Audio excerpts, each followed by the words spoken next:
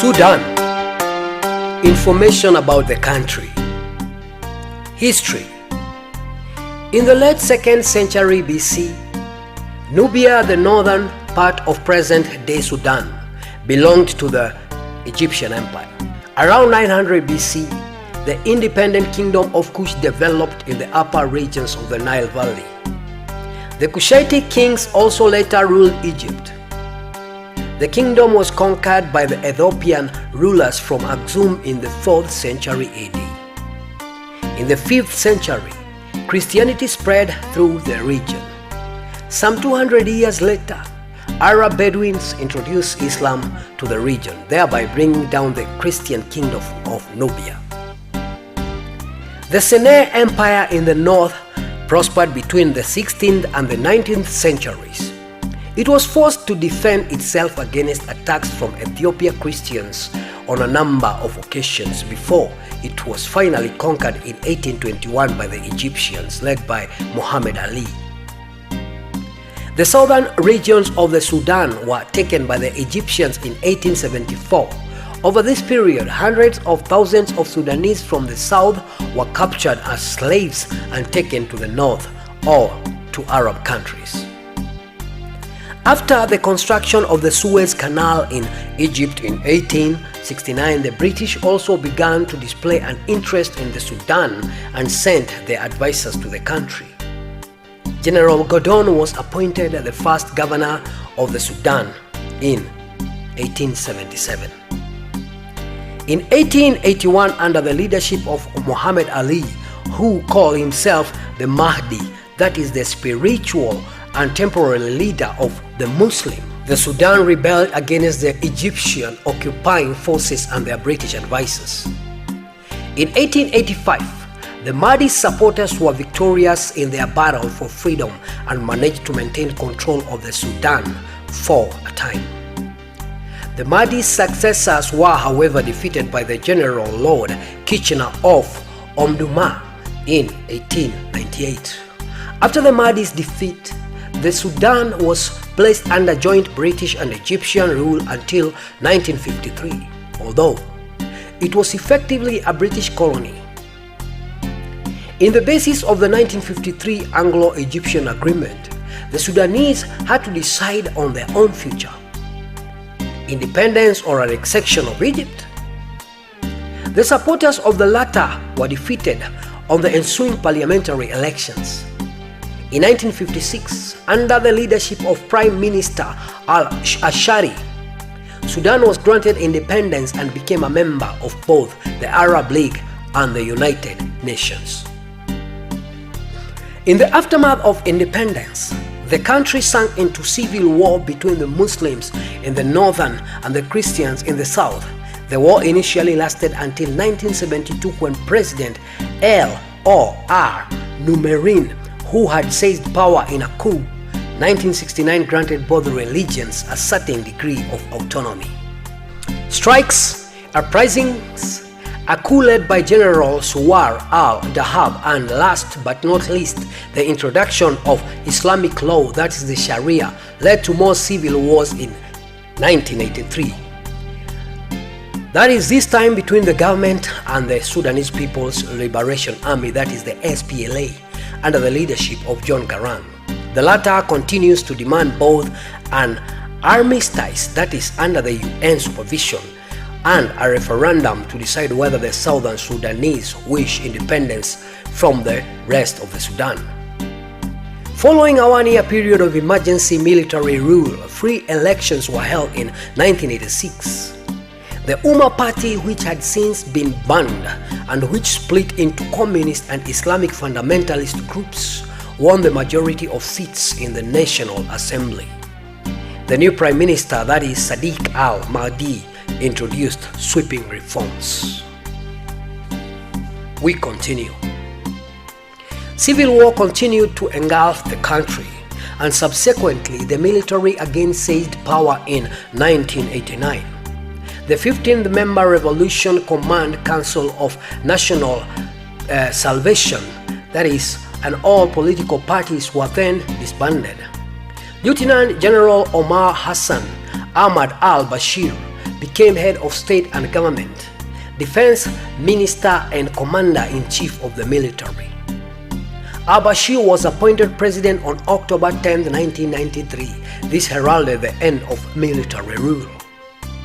Since 1993, Sudan had endeavored to stabilize its domestic political situation. Nevertheless, 2 attempted coups were defeated in 1994. Civil war continues to rage across Sudan. More than 1 million people have been killed as a result, and huge waves of refugees have tragically had to flee from their homeland. Politics. The Republic of Sudan had been an Islamic republic since 1986. A coup on June 30th, that is 1989, signaled the end of the 1985 transition constitution. Moreover, the parliament, which had been elected in free elections in 1986, was disbanded and replaced by an interim parliament appointed by the head of state. Following the end of military rule in 1993, a 20-member government was founded, comprising 10 civilians, 10 members of the military. For the first time, a Christian was appointed second vice president. Islamic law, the Sharia, is the basis of the country's legal system. The Sudan consists of 26 smaller states, each with executive and legislative powers. The governors and ministers are appointed by the president. People. The Sudan has a population of about 100 million people, half of whom are under the age of 15. The life expectancy of Sudanese is 52 years of age. In ethnic terms, Sudanese society can be divided into 2 parts, with the Arabs in the north and the Negro population of the south. Approximately 70% of the population lives in the north of the country. The remaining 30% inhabits the south. Some 50% of the population, predominantly in the northern regions, is of Arab descent. The north is also home to East Nilotic Nubians, that is 10%. The south is inhabited by black Africans, that is the Western Nilotics and Nilotics. These account for around 30% of the population. Refugees, that is the Bedouins, and a small minority of Europeans comprise a remainder of the population. Education. The Sudanese school system is based on the British system of education. Education is compulsory for children between the ages of 7 and 18. This is difficult to enforce, however, due to domestic unrest. As a result, approximately 73% of the population is illiterate. Religion. Around 80% of the Sudanese population are Sunni Muslims, most of whom live in the north of the country. Approximately 25% of the Sudanese are animists, whilst a further 10% are Christians. Moreover, the south of the Sudan is also home to a Coptic minority. Life in the Sudan is greatly influenced by the 5 pillars of Islam, which include prayer, that is, 5 times a day in the direction of Mecca, fasting during the month of Ramadan, charity and pilgrimage to Mecca, that is the Hijjah or the Hajj. More detailed information about the Islamic faith can be found in the introduction of this chapter. Tradition and culture. Culture, tradition, art and architecture are influenced by history and religion in the Sudan. Sudan's link with Egypt, or Sudan's links with Egypt, are also evident in the Sudanese culture. There are, for example, also pyramids in the Sudan. These may well be smaller than their Egyptian counterparts, but are similar in architecture style and in interior finishing. Wall paintings such as the Kuru burial chambers of the Nile bear witness of the past. Even nowadays, in certain parts of the Sudan, traditional music instruments are still made as they used to be made years ago. Male members of the Rashida people, that is the nomads originally from Saudi Arabia, manufacture all kinds of weapons which they decorate with local silver and amber. Leather goods which are typical for the entire continent are also produced in the Sudan according to traditional methods. The whirling dervishes are also part of Islamic tradition. The dance is of great religious significance for those involved who dance in a circle for hours on end until they reach a semi-hypnotic state in which they feel closer to Allah. Traditional male dress for the Sudanese Arabs is the long white robe called dishasha or dorub, and the head cloth or gutra. The black cloak worn by Arab women is called abaya. The wide variety of ornate decorations in Islam art has arisen from the fact that the Islamic faith forbids any portrayal of living objects. This is also important to faith Muslims who do not wish to be photographed. For this reason, it is essential to ask before taking a photograph. As most of the Sudanese are Muslims, it is important to understand the code of conduct in Islamic countries, particularly given that their religion is more than a faith, it is a way of life. Islamic principles govern every aspect in the everyday life of a Muslim. Many of the following travel tips are relevant when dealing with ardent or traditional followers of the Islamic faith, as this is not simply a meeting of two people, but two quite different worlds. When Western women meet Muslim men or Muslim women meet Western men, the differences between Western and Eastern cultures become very evident indeed. As a rule of thumb, one should bear in mind that the Islamic code of conduct is strictly observed in the Sudan. This also applies to visitors and foreign residents. As a non-Muslim, one should always follow and respect Islamic customs. Men and women are not allowed to touch or show affection in public, even if they are married. No woman should allow a Muslim man to touch her. However, if a Muslim woman touches a Western woman or a Muslim man pets a Western man in the shoulder, this should be taken as a sign of friendship. A Western woman should never offer to shake hands with a Muslim man unless he is the first to offer his hand. One should only shake hands with a Muslim woman when she makes the first move. Men visiting an Islamic country should not talk to a Muslim woman unless she is accompanied by someone else. Westerners should avoid direct eye contact with Muslims. Muslims take their time doing things, taking the motto, more haste, less speed, quite literally. They cannot understand people who are pushy and impatient.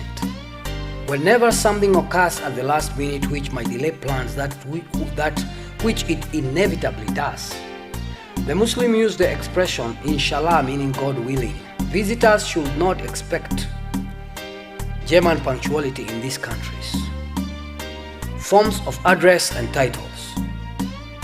Sudanese Arabs call visitors from the Western Kawaga. Many of the Sudanese are not quite sure how to behave in the presence of a Kahawaga woman or a Kahawagia. Should there be any doubt, she is treated like a vulnerable man. It is polite to address the Sudanese as sir or madam if one does not know their name. Otherwise, it is customary to address them by their surname, preceded by Mr. or Mrs. Greetings. The usual form of greeting of Salam Alaikum, peace be with you.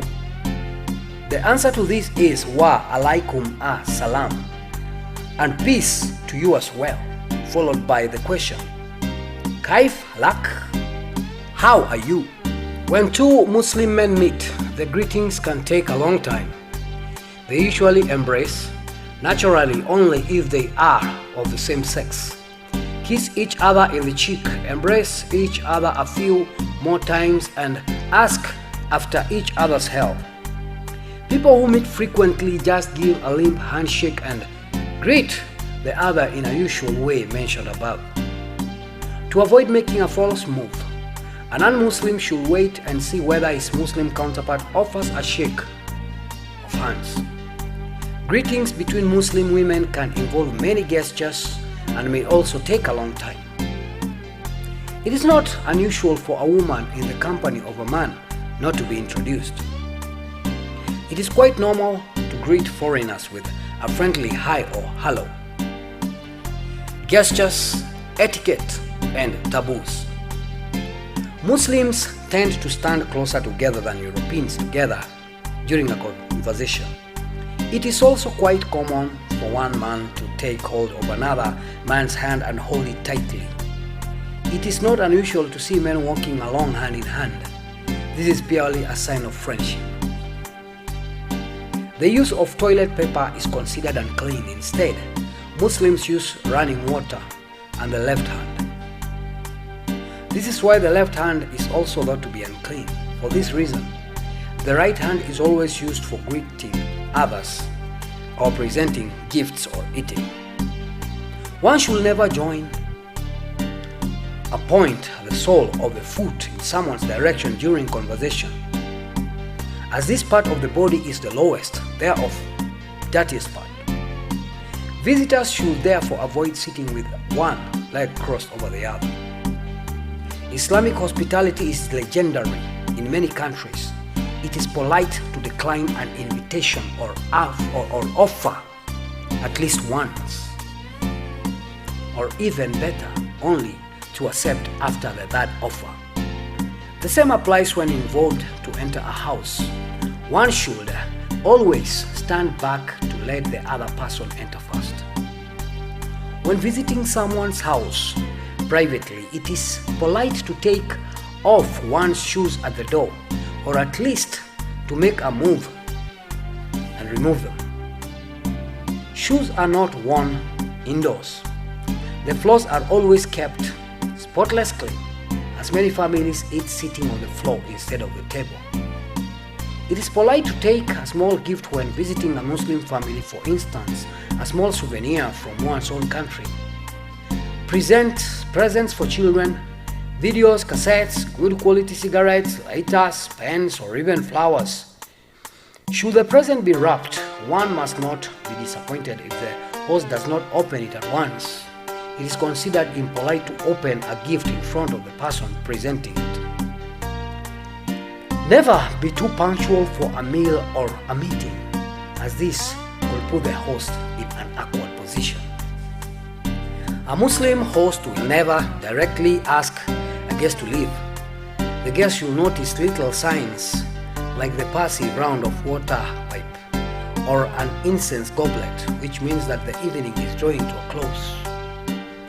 It is important to the foreigner to be aware of the religious customs in Islamic countries. Foreigners should not be the first to touch a Muslim. This even applies to offering help or to stroking a child's head.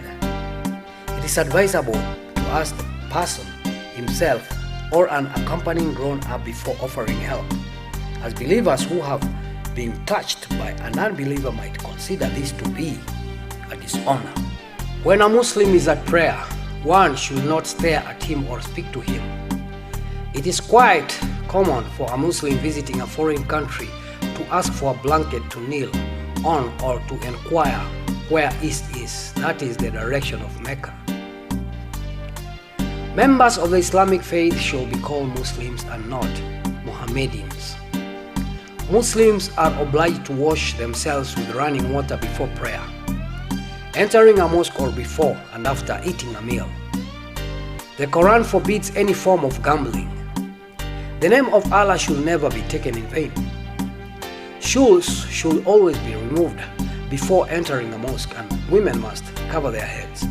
Even if it is not expressly called for a certain mosque, it is a sign of respect to take shoes off or to cover the head, and Muslims are grateful for this respect. The Sudanese find provocative dress offensive. It is important to remember that a decolleté or tight trouser are provocative for anyone who follows the rules of the Quran. Women should take care not to wear shorts, mini skirts or sleeveless tops. The Sudanese are fascinated by foreigners, and it is not unusual for them to stare at white people. Our understanding of privacy is unknown to the Sudanese. For this reason, doors are frequently left open. There are certain rules in the Islamic faith as to what a Muslim may or may not eat and drink. There are 3 definite groups of forbidden foods. Unclean food, pork, and the meat of predators. Intoxicating substances, that is alcohol, nicotine, is however permitted. Blood, only halal meat may be eaten, that is meat from animals that have been bled. Muslims are not allowed to drink black pudding. A bit of food should be left in the plate to show that one has had enough. The plate will always be replenished if it is left empty. More often than not, the Sudanese drink water with their meal and a sweet tea, that is the shea, or coffee kawa afterwards. It is considered impolite to turn down the offer of a drink. For the Sudanese, it is perfect and perfectly normal to drink up to 15 cups of tea every day. Tea is only taken without sugar if one has been bitten by a scorpion. In other words, whatever tastes dreadful has to be good for you.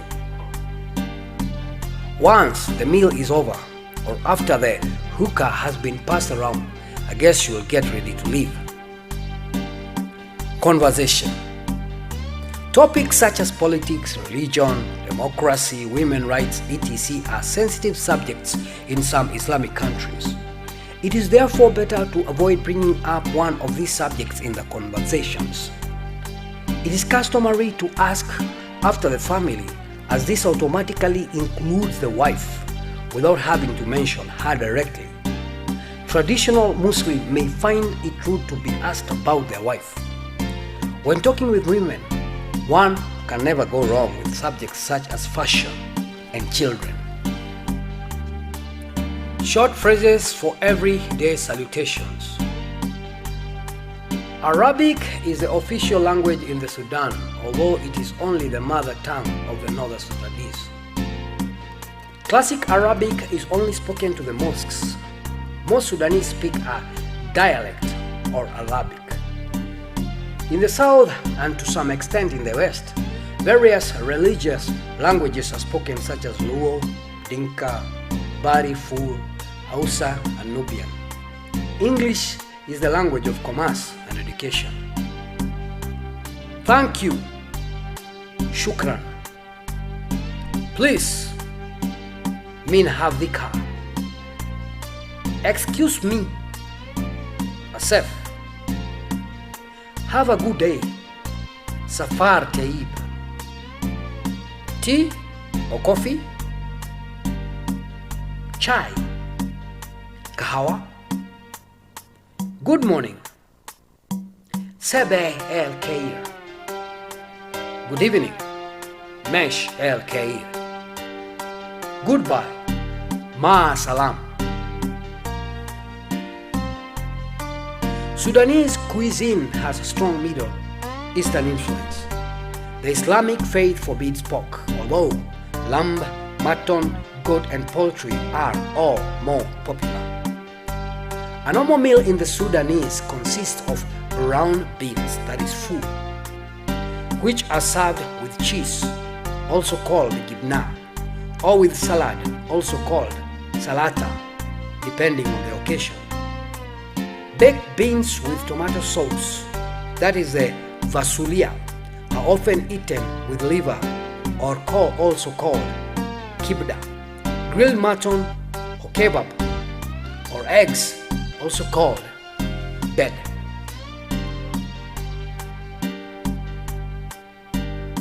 Flatbread is also known as pita bread, is always served with meals. Dessert is generally yogurt or zebadi or cake or pasta. Eating places out with the large international hotels cannot be recommended. The following hotels have good restaurants: Hilton Hotel, Friendship Palace Hotel, Meridian Hotel, and Hotel Acropolis. For anyone who prefers international cuisine, that is Pizza World and Mata Misini or Chinese cuisine, they are highly recommended. Khartoum was founded in 1820 by the Egyptians as a military outpost and has been the capital of the Sudan since 1830. The city, which is situated at the confluence of the White and Blue Nile rivers, is divided into three districts, that is Khartoum, the administrative district, which is located on a promontory between two rivers. The two are Bari, Khartoum North, and the bank of the Nile. Khartoum is home to some 500,000 people, whilst Great Khartoum boasts 1.6 million inhabitants. The following are worth a visit: the Governor's Palace, which used to be the home of Britain's representative, unites Victorian and Oriental styles of architecture. The ornate facade is particularly very striking. The former government building now houses the Ministry of Finance. The city of Omdurman is the heart of the Islamic culture in the Sudan. The huge mosque and Mahdi's tomb with its large silver dome are especially worth a visit. Excursions. Tourism and travel are little developed in the Sudan. In the light of the country's domestic problems, it is not advisable to undertake excursions within the country. The following tours are also only feasible during the dry season and if organized by the hotel or a travel agency. Shendi, some 200 kilometers north of Khartoum. It is central or the center of the Sudanese textile industry. It is particularly famous for its hand-woven textiles. Many archaeological excavation and sites not far from Shendi have uncovered the royal city of Meroe from the Kush kingdom. This region around Bagrawia has the largest collection of pyramids in the world, over 40. More temples from the Meroe era around the time of Christ can be seen in Musawa and Sutra and Naka, both of which are not far from Kawarigia. Naka is also home to Rome or Roman Kiosk, which was built by the conquering Romans and has been well preserved. The central Nile River Valley to the south of Khartoum offers a breathtaking spectacular nature.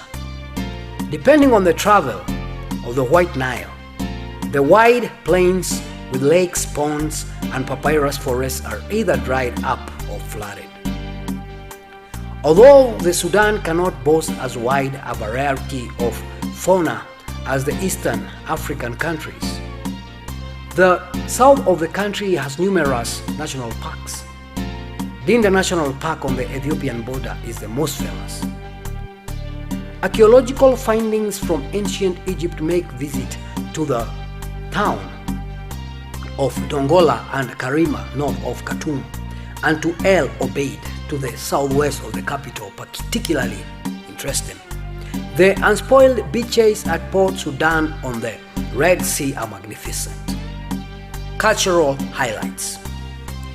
Every Friday afternoon, the whirling dervishes perform quite a unique dance in Omdurman west of central Khartoum.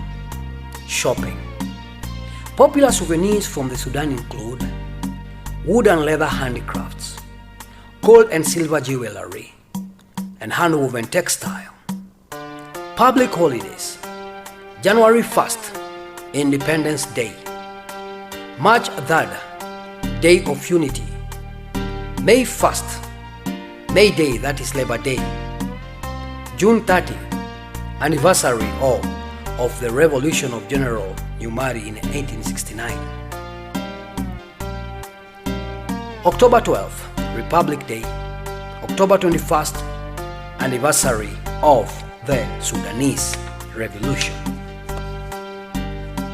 Moreover, there are numerous Islamic holidays which are determined by the lunar calendar and thus have no fixed dates. The most important are Mulid, that is Muhammad's birthday; Eid al-Fitr, celebration to mark the end of Ramadan; Eid al-Adhan, 3-day celebration 70 days after the end of Ramadan, festival of the sacrifice; Al-Hijrah, Muslim New Year celebration.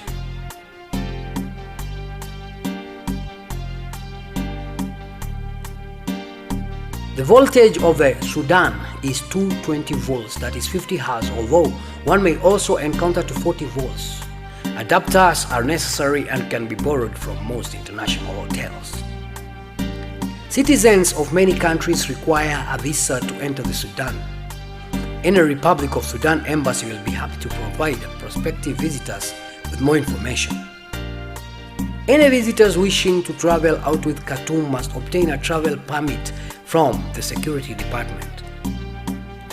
A special permit is required to drive a car in the Sudan. However, an international driving license does simply matter. Alcohol is officially forbidden and is as a result not sold publicly. In any case, drunk drivers will be severely punished. It is also not allowed to import alcoholic beverages. The national currency is the Sudanese pound or the SDP. It is not permitted to import or export any local currency. Foreigners or foreign currency may be imported and exported if declared. Changing money in an unofficial bureau de change or bureau du change or bargaining with foreign currency is strictly forbidden. It is essential to observe the usual health precautions concerning food and drink. Using a camera in Khartoum is only allowed with a special permit.